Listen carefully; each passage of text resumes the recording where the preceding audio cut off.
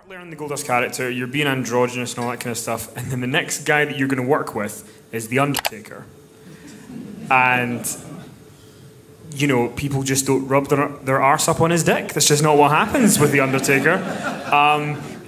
So how do you approach working with the Undertaker, respected veteran, and you are an androgynous character? Well, Undertaker's different than most of the talent in the locker room. He is the ultimate leader. If something goes wrong, he reprimands you. You know, he controls shit.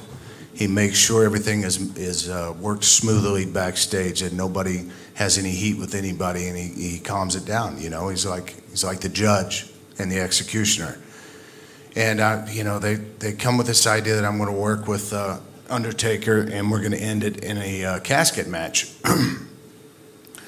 So, and I never had a problem talking with Taker. We always got along well, and you know, he listened to all my ideas, and I spit them out, and we went out and did them. And the thing about Undertaker and myself, in those days, you know, that is different than today. Like the kids today have to call their spots, spot by spot by spot by spot by spot, man. And it's like, and then they memorize each one of those things.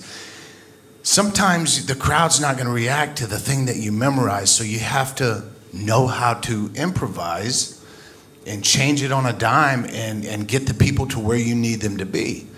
And that's how me and Taker were. We just kind of, I gave him a couple ideas and we built a match around it. We had a finish. But before that match, the week before at Raw, Bruce Prichard came to me, and him and Undertaker are very, very close friends.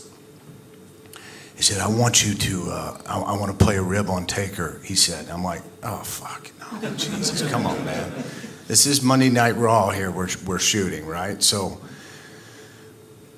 the rib was during the commercial break, because we went 2 segments, so I get him down, you know, and we're both down, like a double down situation, and we go to commercial. So I've got about 3 minutes to do this rib. So I come up and I start, no, sorry, I was not, we were not in a double down. I was still up, but Undertaker was laying flat before he would sit up, that type of stuff. So I crawled down between his legs when we went to break.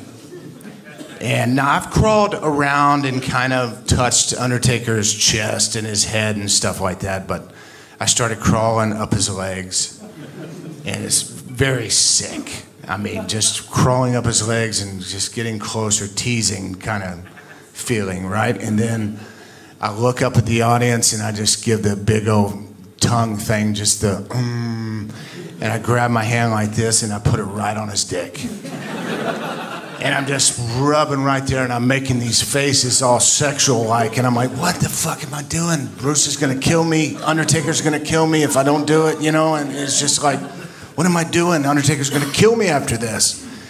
And then right after that, we come back up on from commercial, and I'm sitting right next to him like this. As soon as I did that, we came back up.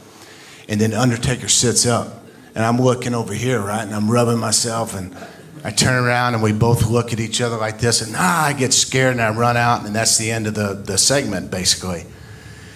And I run back, and I hide. And fucking Taker's hot. He's mad. I mean, mad. You don't want to make Undertaker mad. And he comes back, and he's looking for me. God damn it, he's cussing, he's throwing shit. And Bruce had to calm him down and say, that was me, you know. I told Dustin to do that. That was a rib. So he finally come down, and then he laughed about it. And then I poked my face out and knew everything was okay. And we went up and shook hands and hugged and all that, so. I just love the idea that people didn't know and they're just backstage and you just grab Undertaker's cock and then run backstage and he's like, where the fuck is he?